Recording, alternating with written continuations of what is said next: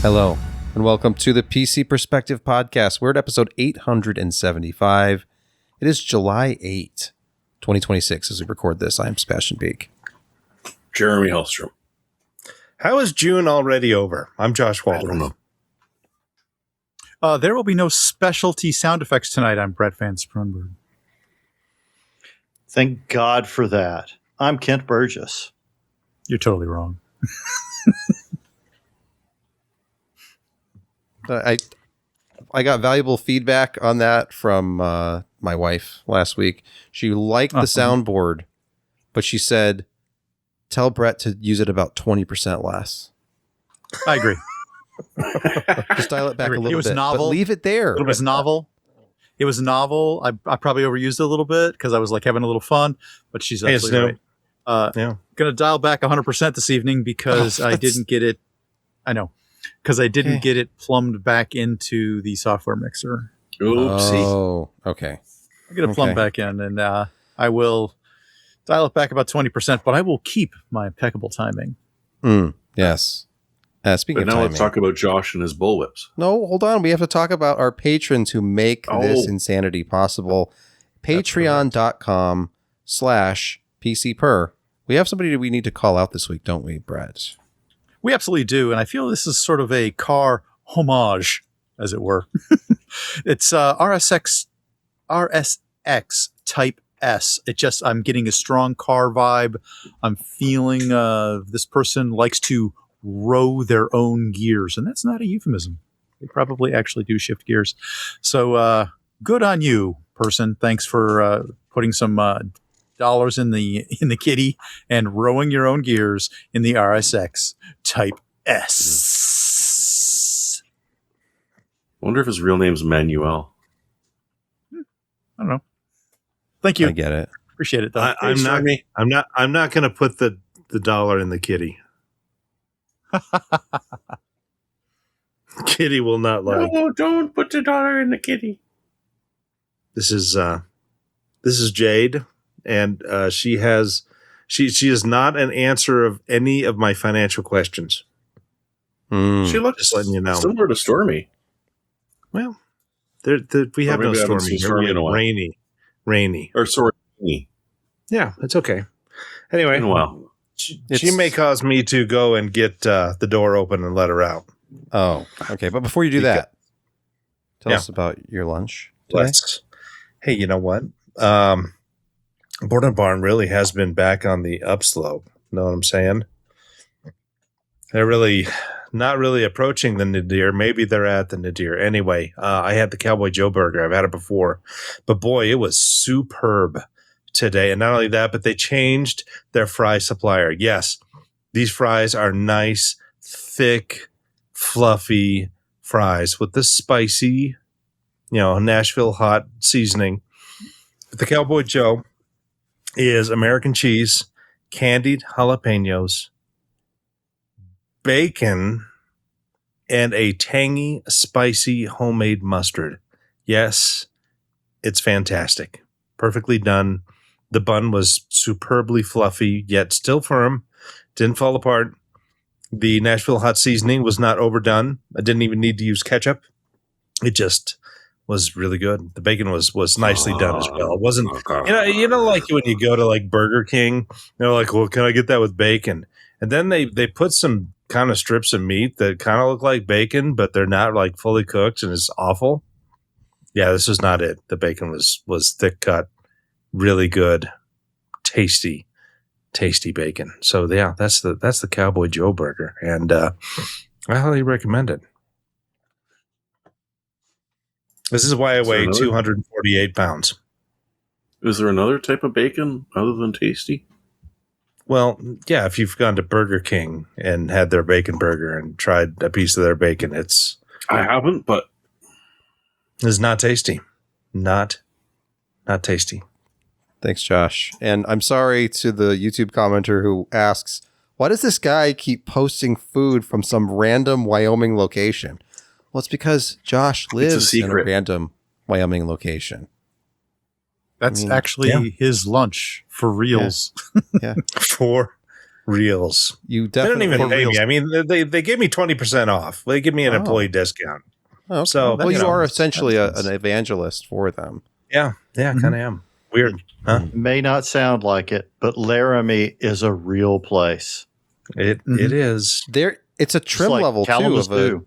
of the Dodge Ram, the Laramie edition. It is. It's true. And you know what? Like an RSX Type S, Josh rows his own gears. Hmm. I do have a 6-speed in my Mustang, so yes, I do. There you go. Ah. There. I knew it. Mm-hmm. All right. Moving on to the news portion of our podcast. And for the second week in a row, actually the third week in a row, we're going to talk about the Steam Machine. Who doesn't enjoy talking about expensive boutique mini PCs? That guy. Oh, him? Oh, okay. Well, quickly then. Steam officially on their Steam support page has added Windows resources. That means Windows drivers for the Steam Machine. Here it is down at the bottom. You can get the graphics, Wi-Fi, Bluetooth, and SD card reader drivers, and completely defeat the purpose of getting the Steam Machine to begin with by installing Windows 11 on it, or possibly Windows 10. I mean, yep, maybe Windows 10. Yep. Maybe. If you're one of the tens of people who have a Steam Machine, you might know about the red line of death. I guess it is RGB because it can display red when there's a critical error. But don't worry, all you have to do is clear the CMOS and it goes away. So it's not like the Xbox. Does it go back and forth like Knight Rider? I hope it does. You mean I like really a hope Cylon? it does. Or a Cylon. Classic. Original classic Cylon. Yeah, not the new sexy weird Cylons, but the original ones. Yeah, let's. Okay. We're veering down to more like a Kent topic here. Let's go to Hackaday for our not. final Steam Machine update. You can make your own e-ink faceplate for the Steam Machine, and I think the bill of materials is something like $88 US. So it's not crazy. You have to do it yourself, but there is an official project out there. What is this thing called? Inkterface. CAD Hooray. files, design, firmware, resources, everything you need to make the e-ink faceplate for your Steam Machine that they had shown off, and of course did not end up releasing as a real product. You That didn't would have cost them $800. Yeah, What's you that, didn't include D-Brand's minor oopsie. We did that last week. You were gone. Okay, good. This is just I wanted to bring it's that all back just in case. all the Steam Machine news that's fit to print. It ends up here on the PCPer podcast. It's like the mandatory art coverage. We have to talk about Steam Machine every week until it gets really old, and then we'll do it a little bit more, and then we'll finally quit. Only to It's bring a it pretty back expensive. again. Yes. Go ahead. No, you go ahead. Nope, I was going to. You know what? For it's an expensive machine, sure, but boy, they've done some interesting things in letting people do mods and change around stuff. It's not. It's kind of a fun little playground. You pay for it, but yeah, you can take it apart. You can roll it in a bag. You can, I don't know, Yes. put an e-ink thing on the front. Yeah, that you build You yourself. can even deep fry it if you wanted to. Will it blend? I'm sure they'll No. find Yes, out. It will. It may blend. Okay. Moving on to our next news story. This is about Intel and their upcoming Nova Lake processors, which may feature AVX 512 on both the P and E cores. AVX 512 apparently, from an architectural standpoint, may need to be present on both, which is why this report is out there. But think about the performance. I mean, all the applications that use AVX 512, what I think PS3, or is it PS4 emulation? PS3 emulation? And possibly more. Can take advantage Why don't we of this. support it? PCPer should bring it back. Well, if you have AVX 512 enabled on your desktop, Then we're in 8K, but only if you have AVX 512 and upscale. Well, it would certainly make the kernel, happier because, and I'm not talking about the military thing, but yeah, if you're running a program on Windows, then it's got to try to send the correct things to the correct core. But at least if you've got AVX 512 on them all, then it doesn't matter as much. That's right, Josh. Yeah. Let's park those cores. Know what I'm saying? Yes. But let's keep talking about Intel. From Tech Power The Up, P to the E. Intel has raised their prices on the Core Ultra 7 Finally. 270K Plus and the Core Ultra 5 250K Plus. Now, these were just a steal. The pricing of just $299 for the Ultra 7, which was basically the performance of the Ultra 9 285K. And then that $200 Core Ultra 5 250K Plus. Motherboards and processors have been the one bright spot in this horrible reality we're living in. Inflation is real. The prices are going up by $50 for the Core Ultra 7 and $30 for the Core Ultra 5. It's still a pretty good deal. It is. But it's a significant percentage. It is. Everything's more expensive these days. Yeah. Except Except sim us. gear. Oh, no. Do we have a sim corner this week? Doesn't look like it. Well, give me a few minutes. No, please. I don't know why I said that. Okay, moving on to the next story. Intel restarts their 13th and 14th gen core processor production for the Chinese PC market. I hope that means more Chinese PCs on Amazon with like 13th and 14th gen and DDR4. And DDR4, that's right. We talked about this a couple of weeks ago about I don't remember whether we said it was a rumor or whether or not that they already had, but it's actually happening. It's happening. And I think we are going to see these through the Chinese market come to the U.S. But why do they only send these to the Chinese market is what I'm wondering. Why not send them here? Are they afraid they're going to make you jealous. Demand DDR5. Brett. Are they going to? Did the Americans demand DDR5? Are they going to sabotage their new CPU sales? I don't think so. They're not setting the world on fire right now. I think maybe these would be additive. They would take back. No, I think it's to make you jealous, just like the Golden Rabbit edition. Oh, it's only in China. Well, you don't really want this. Yeah, but you can't get it. Oh, okay. Well, I so in kind other of want it. words, Oh, we're not going to sell it over there. You can't have it. Okay, no, I really want You can't have it. You want it more. Is that what you're saying? Yeah, pretty much. Abscess makes the fart go Honda, after all. Yeah, that's the one. That's right. All right. From PCPerspective.com, PCPer.com on the web, Lian Li B4 mATX. We talked about this case a little bit last week. One of us made the suggestion, I think it was me, that if you're looking to put together a small system such as a micro ATX, Lian Li is giving you a lot for $69.99 US. You can use Mini ITX or mATX. You have to use SFX power supplies, though. Unfortunately, I think SFXL fits. You don't have to if you're not going water cooling. Oh, that was the warning. Was that if you want to fit in a 360 mil water cooler or a radiator, rather, you will have to go SFX because the only place you can stick that is on the bottom or the side because apparently it goes both vertically and horizontally. It does. If you like that. It's another one of those Dan cases, Lian Li collabs. So we had the A4 SFX, and now we have the B4 mATX. So I guess I should have paid more attention to this, because obviously you can put an ATX power supply in there if you're just air cooling or using a smaller liquid cooler. Yeah. Build like never before, it says on the box. Oh.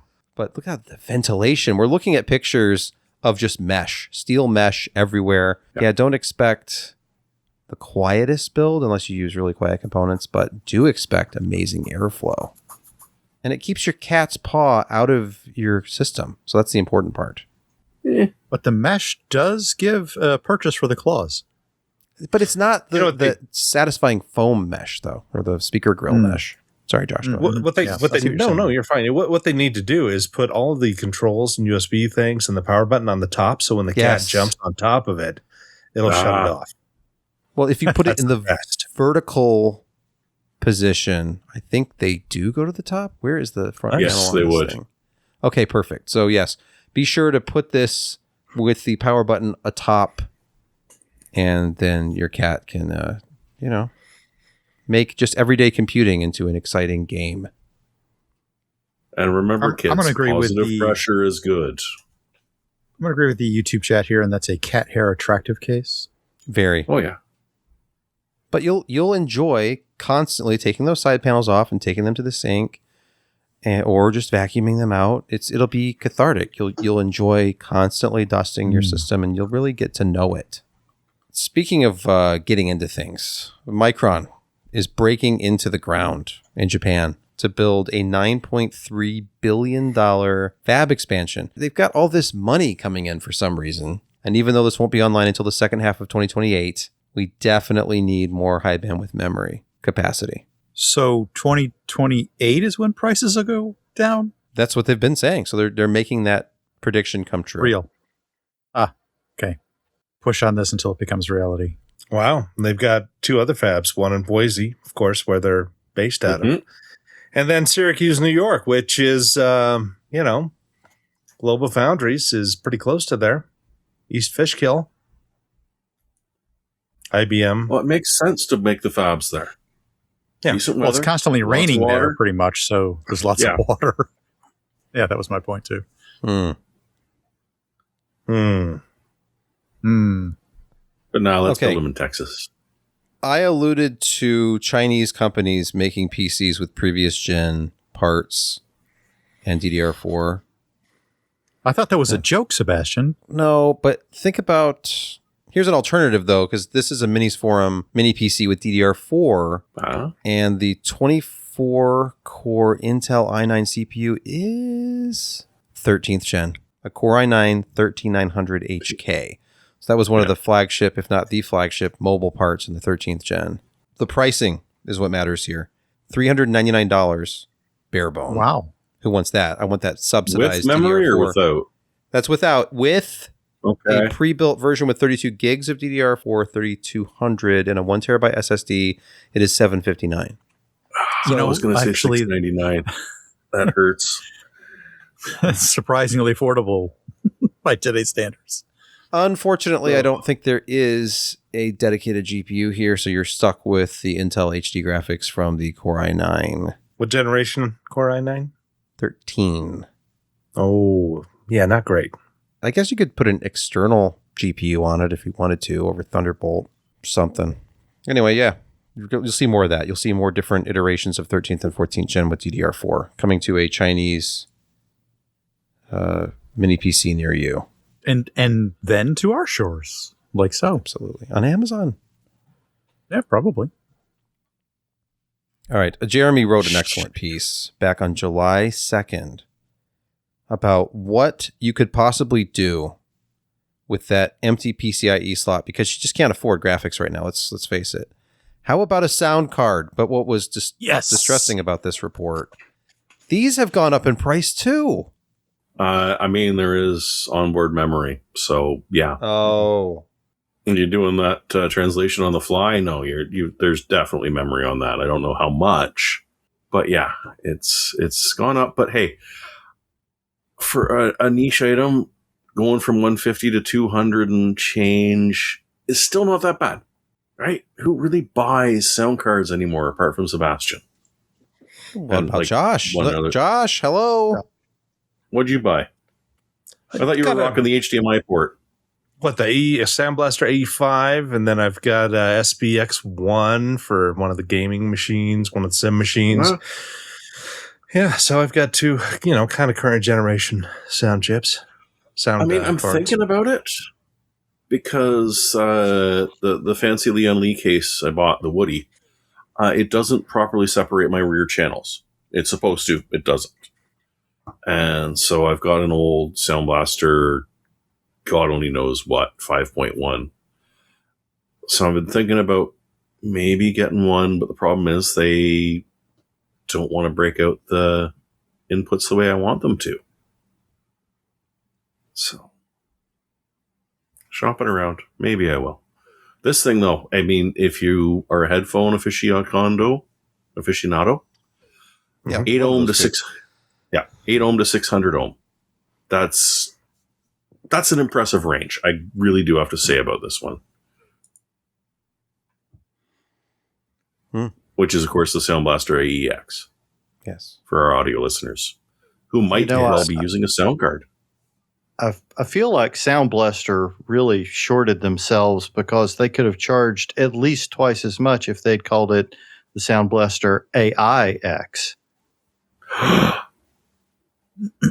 Trademark that. Yeah. It's too late. Maybe next year. Yeah, no, Sound Blaster, they created it themselves by, doing lawfare against every one of their competitors and making it so all the software people were like, let's just go with the generic thing with Microsoft and call it good. Mm-hmm. That was it. That was the end. Vista was the end of hardware accelerated audio. Moving on to a story about the RTX 3060 12 gigabyte. We looked into this last week. They were selling for over $400. That's new old stock. It's back. MSI has relaunched the 3060 12 gig Ventus for $329. Good luck getting it for that price, but at least it was Well, there's a picture of the for that price. the Newegg listing right there. I don't know what the current price actually is right now. Yeah, we should go live to newegg.com.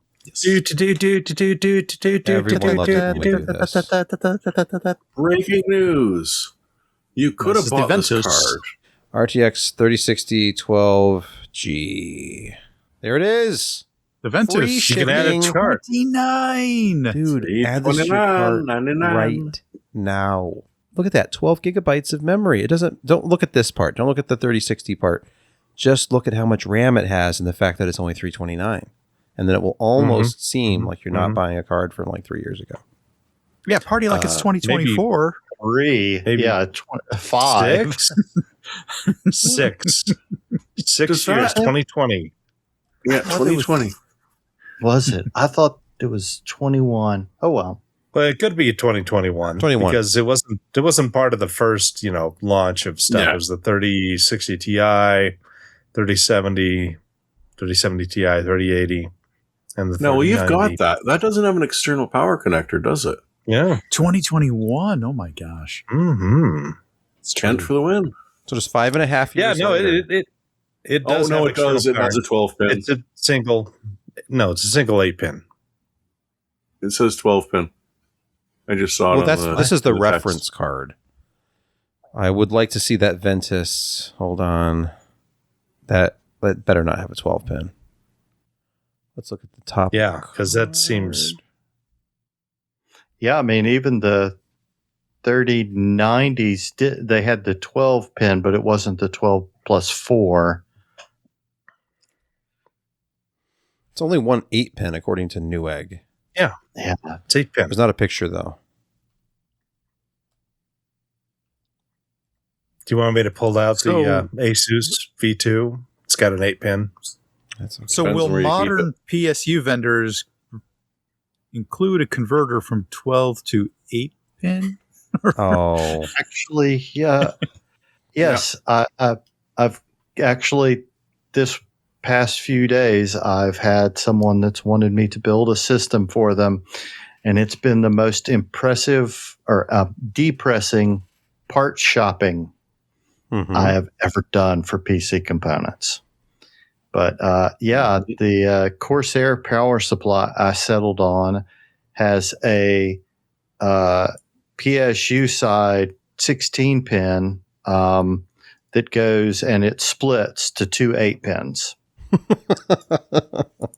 Really? Nothing. Yeah. I mean, that could makes possibly go wrong. sense. Yeah. Sort of. And then it has one standard 8-pin, so you can have up to 3 8-pins on it. Wow.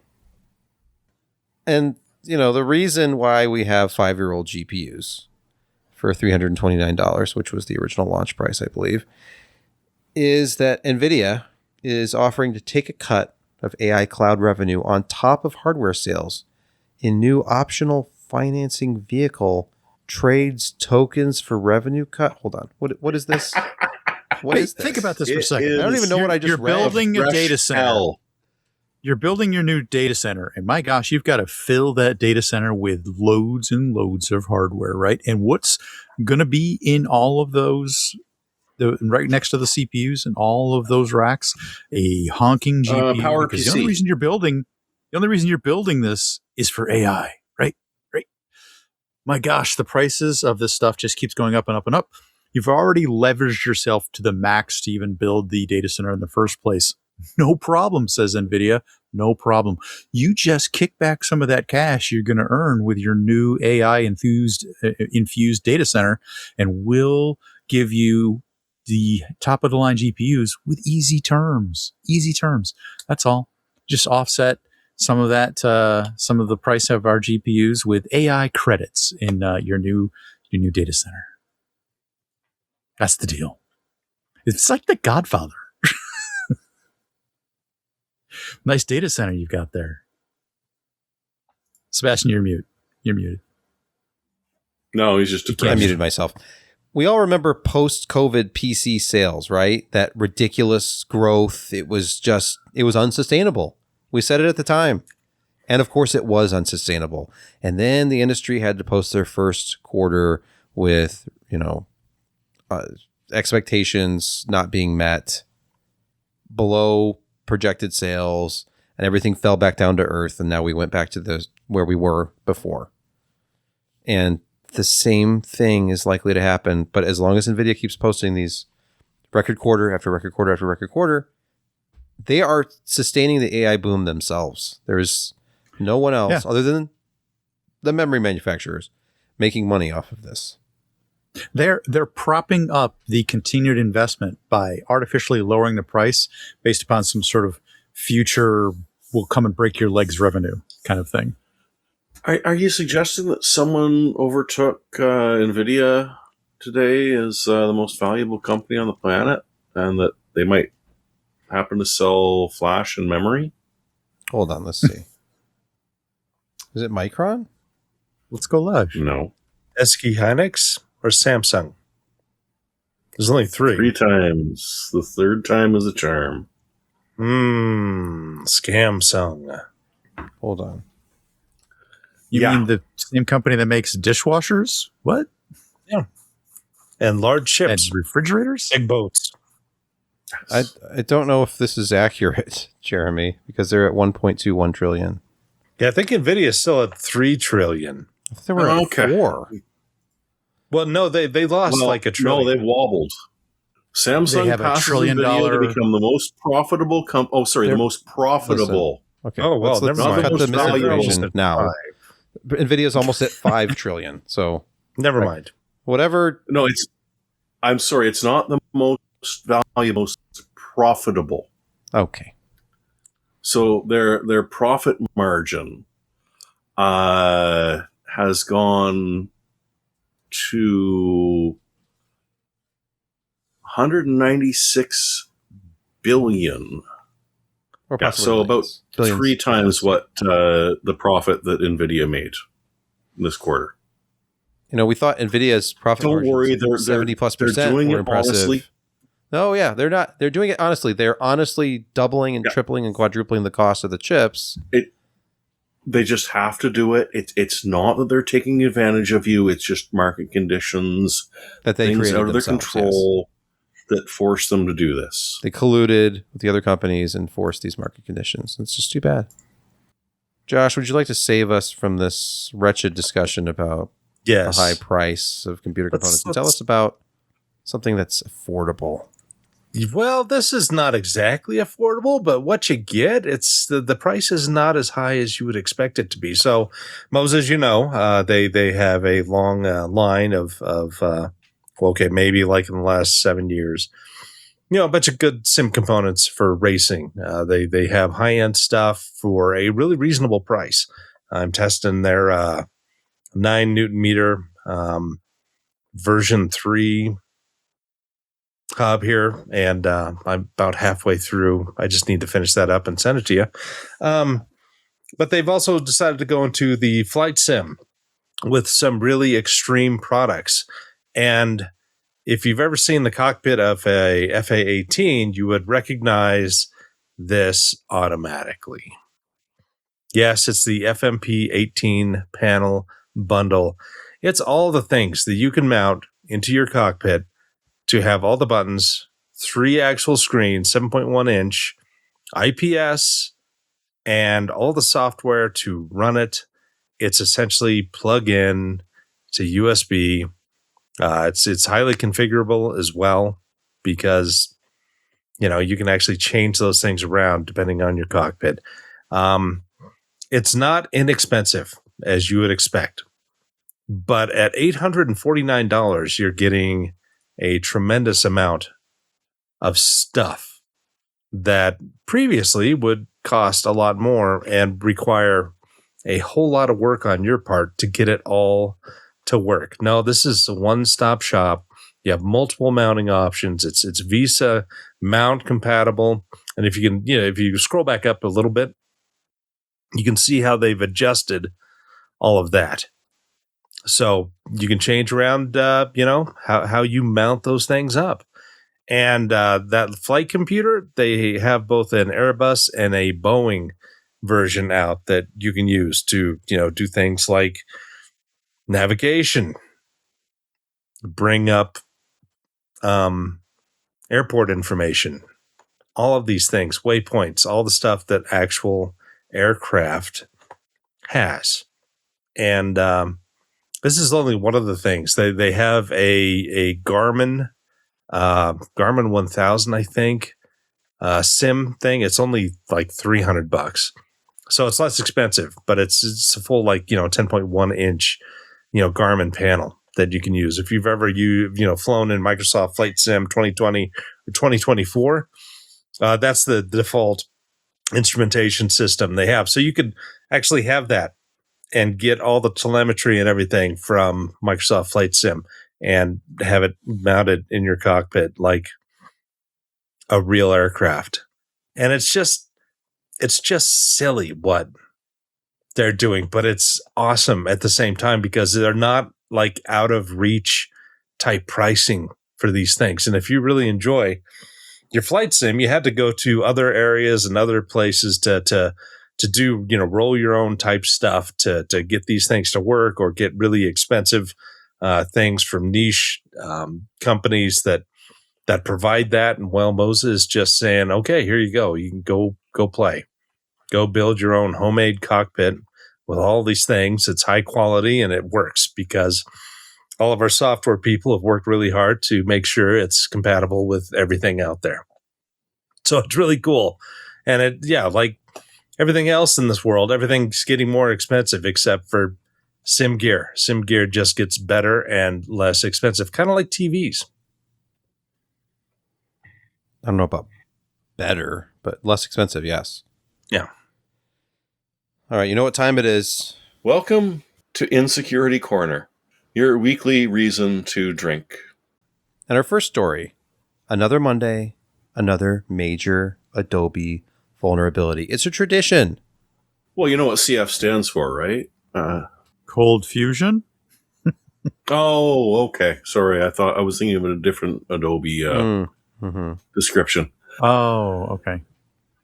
Yeah, this is a perfect 10 on the website. Wait. CF stands for still my heart. Cluster. It's still my heart. Fudge, right? Cluster fudge? Yes, cluster. it does. Mm-hmm. It certainly does, because you're not running Cold Fusion. Any self-respecting company running a website isn't running Cold Fusion, but the lazy ones, the ones with a profit margin, they're running Cold Fusion because they're locked in a subscription and they don't want to cancel it or hire anyone that knows what they're doing.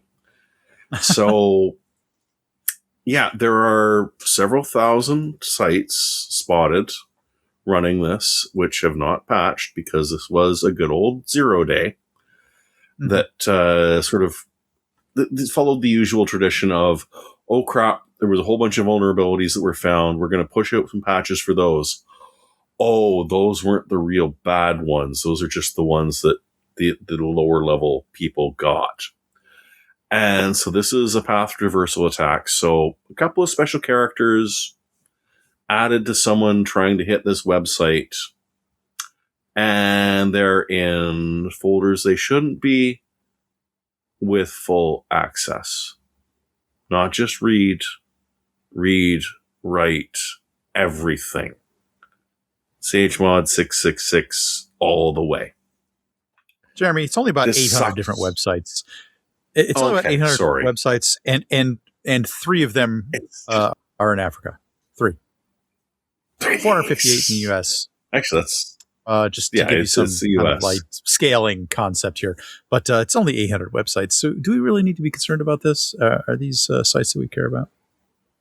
Well, I mean, they haven't named any of them, but yes, these will be very large enterprises that are lazy. Okay. So probably your bank, Lazy, probably your bank. Okay. Yep. Yeah. I understand now. your healthcare provider, your insurance companies. Those guys. Nothing really important. And the best part is that because they've got full access, they don't even actually necessarily do anything to the site. They just turn it into a one-stop shop for infections. So when you go in to check on your RSPs or whatever you call them down south, the retirement things, I'm gonna log into my 401k site. that's it. And guess what? They got your they got you everything. Am I gonna get a special gift? Because they're running will. Fusion? It will be special, very special, unforgettable even. Well, at least Adobe's on the job, and we should expect a fix any day now. Yeah, and they will definitely take down their site to install that patch. Yep. Because, we can't patch today. It's quarters. You know, we got to finish off the quarter before we can patch. Like, okay, but everyone who comes in to check your quarterly results is going to be infected. Well, that's not really our fault, is it? No. It's Jeremy, Adobe's. All these sites are probably backed up with Windows backup, so they're all safe. Am I right? Okay, well, whether they know it or not.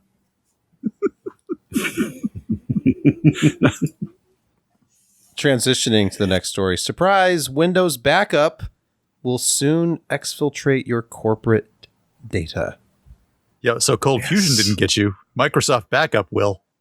Probably. But it's for your own good. Yeah.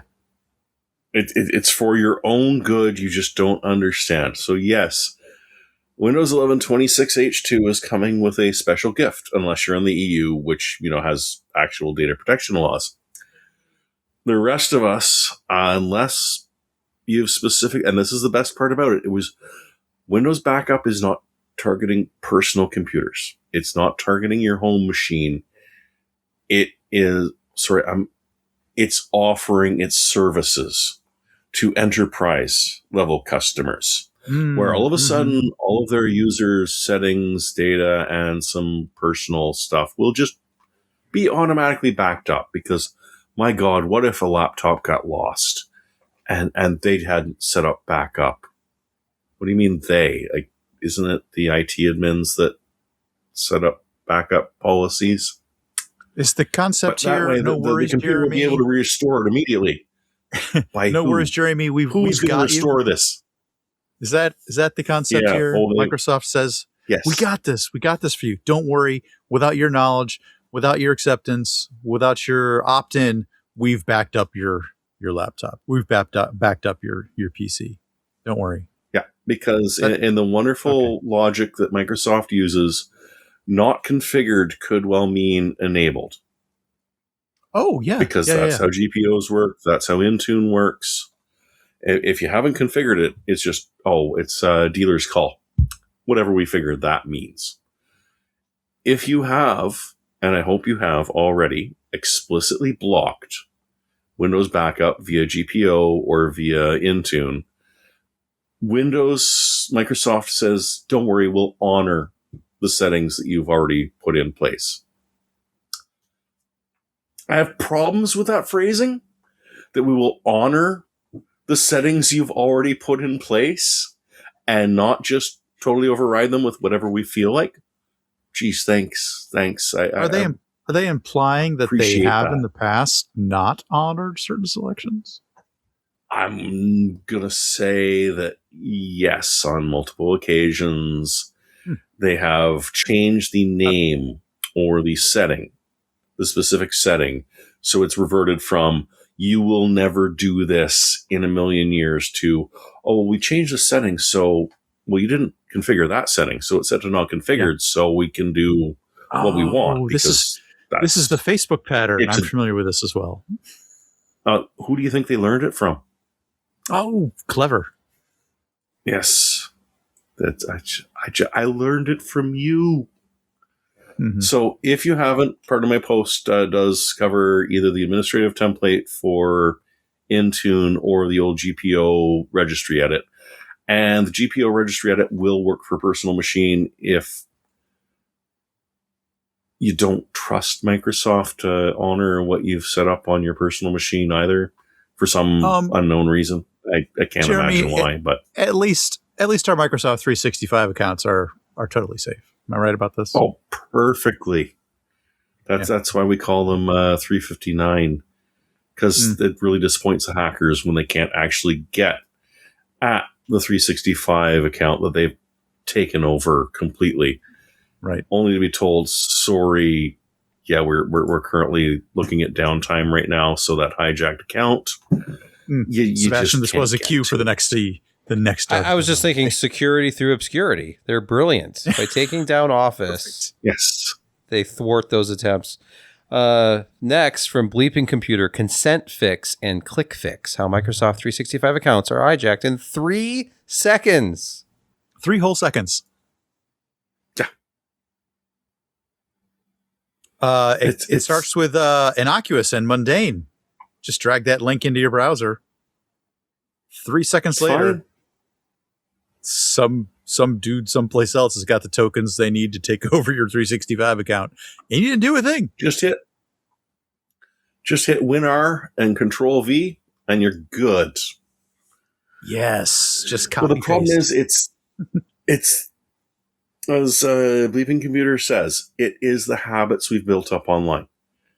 Frickin' CAPTCHA, just go away, go away, go away. I need to do what I'm doing. MFA, yes, just accept. Wait, did I do that MFA? Okay, there's the second one. I'm pretty sure one of those was mine. It's fine. And that is essentially what these are. So we've been trained to such a degree that these prompts are these nefarious prompts that are dressed up to look like legitimate prompts. Take the user through a few key sequences that essentially subvert their session and send their credentials to bad actors. Instantly. Yeah, we started seeing this about you've seen 3 months ago, 4 months ago. Oh, yeah. At my job. This is not new. That they like said, yeah, I got this email, looked legit. They assigned it to MS365, and then we instantly are like, this is not good. We see that the IP is from like Istanbul or Reykjavik, Iceland, which is another popular place where all that stuff and their account is getting accessed, and so we revoke MFA and change password and kick all current sessions, and then we go into Purview and we look and see, this group has already accessed a bunch of files. They've accessed a bunch of emails. They're going through all the financial stuff. One of our accountants got nailed by this a couple of times, and it's amazing. And then they use that information to do more personalized attacks to try to get money out of you. So spear phishing. It looks legit. They ask for your 2FA, and you're like, hey, I'm using 2FA. I'm safe. You put that in, and it's just like instantly. I know they've got your OAuth tokens, and until you expire those, they are good for a ridiculous amount of time. That's why so you don't need the username or password. You've got the token. You just pass that along. Hey, and Jeremy, why is that token good for a long period of time? It's because we hate to be inconvenienced. This is the classic security versus convenience. They're inversely proportional. Yes. We don't want to constantly have to re-authenticate. We want long-lived tokens. Unfortunately, when they're subverted, that gives the bad actors a very long time to peruse through your sensitive documents. This is when your protection surface has literally become the attack surface. Because you were annoying people so much, so constantly, they just want it to go away. And literally, if it's like, we're going to hack your account, but if you click here, you won't be bugged to log in for the next 2 weeks. 99% of people are going to click that damn link. Oh, yeah. If it works. And it probably will, because they'll do the OAuth token and then refresh it. And it's just... They also are sending it through Dropbox and DocSend. literally making you log in legitimately first to be able to get to the fake login. Oh. It's just frustrating. It's horrifically So they're brilliant. grabbing your credentials at the fake front door at the same time. Yeah. Well, no, they make you log in, and it is a totally legitimate, but then they redirect you. They don't even harvest it the first time. They make it as annoying as possible so that it looks like a legitimate session. Then they make it easy, and that's where they get you. It's just so frustrating. And I mean, I had to nuke my machine this week, and I was screaming at it. I don't know my damn password for this thing. You need me to remember passwords that have to be unique with their own special rules for about 3-4 dozen frickin' things. No, I don't know my password. Hit the forgot password. Okay, well, we're going to send you back to that one Gmail account that everything frickin' hangs off of for the personal stuff. Like, I don't remember the password for that either. Right. Bug my pixel. Okay, yeah, I'm in. People have been trying to hack your account. No, that's me, because, you can reset your password. I could, but I damn well at this point I've given up. I am not going to remember my password the next day. I've given up. I don't care anymore. Security, convenience. It's so annoying. Yeah. You know, I couldn't leave the Mac off the list this week, Sebastian. Wait, there's more. Yes, and with additional market share comes, additional exploits. People are actually motivated to try to hack the Mac. Pam Stealer is coming to infect your Macintosh computer. It's a not so friendly reminder that Apple is not actually immune to infection. It may be a little bit more robust if you stopped downloading utilities from random websites like Dropboxes or places where the software doesn't necessarily come from, not the developer's site or the Apple the Apple Store or what their software center. Yeah, if you get stuff from Apple's Direct, it's very unlikely that you're going to get anything that's affected. Probably if you're hitting the publisher's site most of the time, it's probably legit to go back there. But if you're downloading for some random website, it's like, we have all this software here, download these utilities. This is oftentimes in today's day and age, you're going to be downloading something in addition to the utility that you wanted to get at. In this case, Pam Stealer is within this clipboard manager called Mackie. Maccy. I assume it's called Mackie, how it's pronounced anyway. It's a rather nasty infection. If Knight Rider was here, he would definitely be amused by this. Because that's Mackie D's.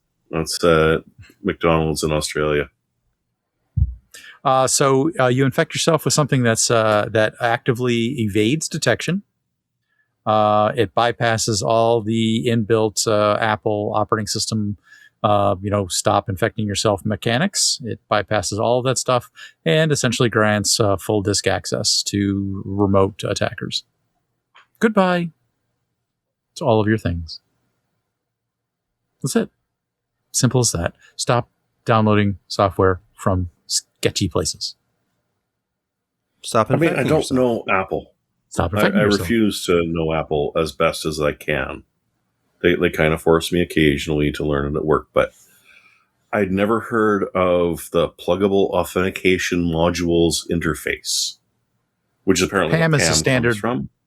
PAM is a standard Unix Linux subsystem. Oh, okay. So it is I've the same written modules thing for it before. Pluggable it is the same modules. thing. PAM. Okay, now I read that and I assumed Apple, it's their own thing because otherwise they'd sue open source software for using their same stuff. Okay, so it is. Same thing. It's like SSD is part of PAM, right? It utilizes it. That's that takes Linux to Windows domain. In 1996, when Apple had been struggling for a long time to develop their next generation operating system, and they acquired Next, and along with it, a new interim CEO and Steve Jobs shortly thereafter, the operating system that they got, Next Step, was built on Unix. Mac OS X or 10 was based on the Berkeley Software Distribution, BSD. Yes, it was. Yep. Underneath, it's very, very Linuxy, very Unixy. I kinda knew it was back It's very then. Unixy. Very Unixy. Kind of still is, but it's kind of also just like iOS on the desktop now. Well, The visuals have really gone visually, over yes. to the iOS. thankfully, the there's iOS still a side. terminal, so you can get around a lot of that Yes. stuff. Thank God. Moving to gaming quick hits, Proton 11. Forget about the Steam machine. Maybe you got one, maybe you didn't. Don't pay the scalpers for it. And no, you can't have this D brand cube because they were not allowed to sell it. So the pre-orders got canceled and refunded. But Proton 11 is here. Proton is the thing, in case you don't know, that makes it possible to play just about everything in your Steam library on Linux. It just works, and it's now amazing. there's more. So dozens of games that were just sort of Proton experimental are now fully accepted, and a whole crap load of the ones that you like to play, Sebastian. Oh, really? So really old games. Like, hey, why play Gothic Remake when you can play Gothic 1 on Proton? Right. Like Exactly. whole new stuff. VR support, which I bet is actually probably better than it is natively. So, I'm impressed by this the is- Microsoft Flight Simulator support, honestly. It's a pretty Yeah. good deal. That's not bad. But it's all based off of Wine 11, I guess. So a whole bunch of new compatibility and a lot of fun to be had without spending an obnoxious amount of money on a Steam box. Does it work with DRM? Probably not. A lot of those DRM. You'd have to click through the change notes. Yeah, It's one of the reasons the EA library actually works again, because they broke it. Mm-hmm. And then it came, this version fixes some of the EA problems with DRM. oh, okay, good. Then that You may still be something can't- that they chased. But yeah. Still can't play Fortnite, even if it wasn't exclusive to the Epic Games Launcher, which does not make use of any Proton, as far as I know. Because easy what's anti-cheat needs Windows. Apparently, it's Yes. it's possible to circumvent it if you're on a Linux box, so they don't allow that. Sorry, Fortnite fans. You have to Which run is to Windows. say it's too invasive for a Linux box to accept without conditions. I just feel like Fortnite players deserve Windows, and Windows deserves Fortnite players. And I'm sorry Yeah. to my son if he's watching this, because he's Don't a big be. Fortnite fan. But he also told me the other day that, actually Windows 11 isn't that bad, Dad. Okay. Wow. Does he also What say are you bad things about raising? your mom? Does he make your mom jokes? He Yeah. does, actually. All right.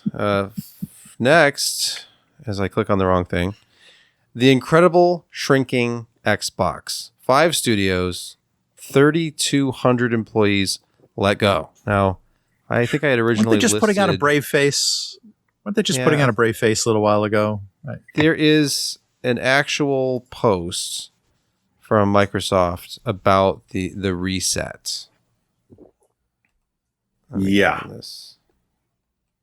They're calling it The Resetting the reset. Xbox. So Bethesda, id, just about everyone got Yeah, smacked. it lost half their workforce. Over half. It's like Over half. 138 out of 200 and some. Yep. I will read you a portion of this message sent to the Team Xbox employees globally on July 6. Team, we are beginning the most significant restructure in Xbox history. After careful consideration, I've made the difficult decision to reduce our team by approximately 3,200 throughout fiscal year 27. Are they in fiscal year 27 right now? I don't know how their accounting works. I mean, just that day, they eliminated 1,600 jobs. So, in other words, I've made the difficult decision to fire everyone because we're hemorrhaging money. Thank you. Except Have me. a great day. Right. Well, yeah, I'm getting a bonus for doing this. They're fine. Have a great day. Yes. That's the reality of running a business. You got to fire people because human resources are just damned expensive. It's the salary, it's the benefits, it's having to pay into the government. Yeah, that's the main operating cost. Do you remember the years that we spent talking about the acquisition of gaming studios by a few of the larger players in the industry? And we were, warily said, well, Microsoft's bought yet another, studio with a successful game or two. Are they going to embrace and extend or embrace and extinguish? This is the extinguish side, I feel. I believe I got a couple of nasty emails, and so did either Ryan or Sebastian, about me referring to them as the Borg. Oh. And them not liking me referring to Microsoft, assimilating everyone into their gaming studios as being like the Borg. So several small studios. I think that's where the 5 studio list. The smaller ones, I'm not sure what they were at the time because they like I said, they've acquired a lot of things. I think is the. I think they don't exist anymore. I mean, IOI just had a huge hit game come out, and because of this, they're having layoffs already. Remember when we just were mad at EA back in the day because they'd never let a developer last beyond a single game? Oh no, you've done brilliantly on this game, now you're fired because we're going to bring in new people because you're going to want to raise. The good old days. I mean, at least they're admitting that acquiring some of these studios was literally a mistake. It was just wrong. Yes. I think we felt like, why are you doing this? These companies can flourish without you, and you're boot on their neck. Phil Spector, resistance is futile. He made some bad decisions. Yeah. Yeah. All right. Satya, nothing but brilliance. Or wait. This podcast is nothing but brilliance, and nobody ever talks over anyone.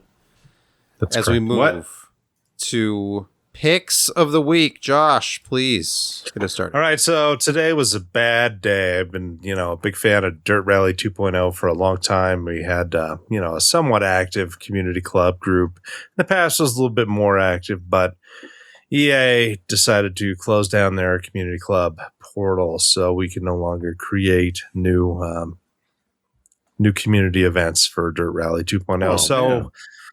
Instead, you'll have to invest in EA WRX, and they still have community support. So if you want to do rally against me and certain other people in the PCPer community, this is actually a solid and fun title, which is good, even though the reviews are mixed.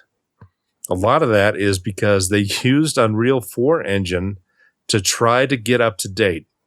Unreal 5 was available, but they decided to do 4 because they had to transfer over all of they had to essentially create all of the new art assets and get up to speed with this without going too crazy with UE5. And so it doesn't look as good as some other titles, but the physics is pretty good. They've got really long stages, really diverse stages, and lots of cars to choose from. So it's plenty of fun, and I've got many hours invested in that. And now that Dirt Rally 2.0 is no longer doing clubs, I'll be going primarily to this one. And it's on sale right now for $34. And it's a lot of content. Lots. And no UE5 means you won't have to rebuild your shaders every time you update your graphics driver. This is true. WRC. Buy it now. All right. Jeremy, your pick this week. Is something, if you don't have, or if the one you have is dying, you're going to need, because it's not even mid-July and things are only going to get worse from here. This is, of course, a Canadian link, but Danby takes back air conditioners and factory refurbishes them and then sells them at around half price. I've been rocking one for 4 years now. I've never had a problem with it. If you don't know about this, it is worth it because you will get something that can do a large amount of space, uses impeller instead of fan and compressor, and has dual exhaust hose. And instead of paying 630 Canadian, you'll pay 360 bucks. It comes with a 1-year factory warranty. Mine obviously is, the warranty's expired, but don't buy a brand new one. Try and find, whether it's Danby or whoever you like, go for the refurbished. They're worth it. If it dies during the summer, or you just don't like it during the summer, it's got the warranty. Send the damn thing back. They will do it for free. Because you're going to need one.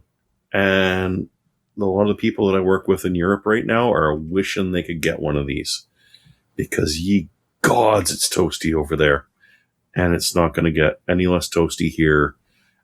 And we're all computer fans, so we literally have a giant heat source in our homes that might need to be cooled along with ourselves. The dual hose thing is important. Your dedicated circuit for your 2000 watt PSU warming you nicely. Yes. And this right beside it with the dual hose, which seriously, when they say, oh, no, the single hose is innovative, no. Get the dual. Watch Technology Connections if you want to watch a very protracted and long-winded explanation of this. But and if you live in my neck of the woods, do not use the dehumidifier function because you're trying to dehumidify the Pacific Ocean. It's not going to go well. Because the dual hose, they take in outside air. Then they exhaust the hot air and you get the cold air. Instead of taking in room air and trying to cool it and then sending the waste out through the only... Yeah, because you're trying to cool not just the room, but the motor itself that is cooling. Although with an impeller, it's both quieter and doesn't produce as much heat. But still, it does. That's the nature of the beast. You have to create heat to get that heat energy out of the air. It's some sort of vicious cycle of some sort. Yeah, it's weird. It's like science and stuff. All right, Brett, your pick this week. Oh, that Lian Li B4 case seemed nice, but at $70, ooh, I mean, goodness, pricing, really. How about? I know, I'm stretching it. All right, let me roll on this. So, pricing, my gosh, that Lian Li B4. It may seem affordable at first glance, but what if I told you that fine purveyor of very artisanal copper heat sinks, Zalman, is making a case that you can buy right now to fit your favorite size motherboard, mATX or ITX, for only $33.99. $33.99. And comes free shipping. How are they making any money off of this at all? They're clearly giving it away. This comes in white or black. It's a glass-sided case with lower level intake and top level exhaust. So this may or may not be cat-proof. I think it is cat-proof because I believe all of the I/O and buttons are on the lower front panel. But it is a typical style fishbowl case, but it's very small. Panoramic case, very small. Fits up to 280 millimeter GPU. Comes with fans, like I said. Yeah, but it'll actually take an ATX power supply. There's maybe one of its saving graces right there. It doesn't need an ITX. It's a complete case with 3 fans. Yeah. And RGB and lighting for $34 with free shipping. Yeah. Well, so much for that $69 deal we were talking about earlier. Yeah. Oh, that's what I'm talking about. No, it doesn't seem like such a joke. Am I right? Thank you, Josh. That's right. Thank you very much. I'm out. Nobody's going to top that pick. No. Kent, please find us another amazing deal that will astonish us. It's not amazing, but for the times, it's pretty decent. If you got to build a PC right now, or if you have to have a little more storage. If you gotta, you gotta. And this is a 1 terabyte M.2 drive. It's actually a pretty decent drive. I've got a couple of the XPG drives myself. They've been great. It's Gen 4, but you know what? Beggars can't be choosers, and it's $160. 16 cents a gig? My God. What's the world come to? What's the world come to? It's Ryan's Law adjusted for inflation. Old man shouts at clouds. All right. I actually have a pick this week very briefly. Behind my head is a thing that looks like a lunchbox, kind of. It is the Yamaha THR-10-2. Now, I think they underrate this. This is called a 10 watt. I want to say it's 10 watts per channel. I could be wrong about that. But this is not the battery-powered version. It plugs in with a laptop-style power brick. But what you get is a guitar amp that has no business sounding as good as it does. I've had a couple of these over the years. They work beautifully. They can simulate a crunchy kind of sound, a little bit like a tube amp. They can have gain if you want to play with a lot of distortion. And they have a really good clean channel. And not only this, but you have a bunch of different effects you can play with, and you can kind of layer them. And the Bluetooth integration is one of my favorite things because I love playing along with backing tracks. There's so many backing tracks on YouTube and channels that just create them all the time. So instead of just playing to some record or just alone, I can connect my phone via Bluetooth, find a backing track, and just start jamming along. It's very enjoyable for the small footprint alone. It's literally the size of a lunchbox and has a little handle on top. So it's expensive though. For what it is, it's actually pretty good. But when you look at small practice amps, I'm looking at the top of this page here, like the Boss Katana Mini for like $115. If all you need is a way to amplify your electric guitar, you don't need this. If you want something with very good sounding effects that can play with some crunch and distortion at a very, very low volume, then this is a good choice. But yes, you need a guitar. Guitar not included. Will the after show feature any guitar playing? I can jam a little bit during our customary after show. Live viewers only. The finished podcast won't get any guitar playing. Sorry. How about the Swedish podcast? Yeah, Norwegian podcast exclusively. Only in the German version of the podcast. Yes. We actually do have to record this again when we get done in the German. Yeah. So the best part is there is a German word for playing the guitar after the podcast. I'm sure there is. It's only 20 syllables, but Funkin' Groovin'? Funkin' No, Groovin'. that's a slogan. It's a VW. Oh, okay. Farfadnugan.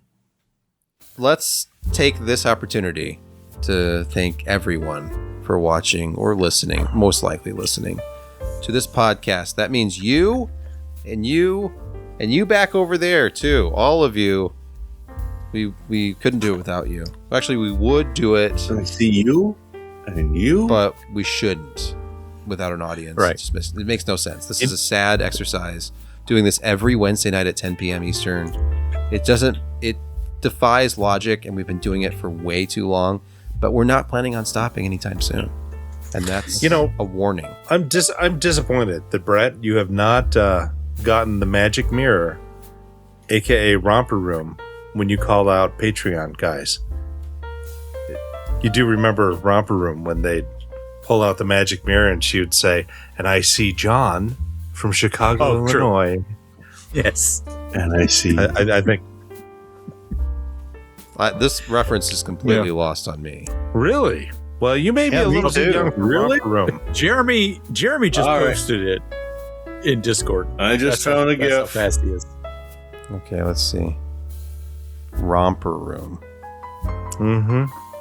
I remember the show title Romper Room, but I don't remember it at all. I mean, I remember. it does bear a certain Oh, I resemblance to a GPU test. Time Spy. Mhm. Yep. Yeah. Oh, wow. Interesting. Look at those effects. Look at that transition. Mm-hmm. This is like the 90s version. What if They made that didn't on a have that. video toaster? Yeah, I'm looking for the older one, Okay. Oh. but someone's throwing spite in the YouTube chat, trying to compare it to Friendly Giant, which is totally different. They were both great, but didn't have Rusty. All right, better get that phone. Somebody should Why get is that. Somebody should get that. We got to go. All right, bye.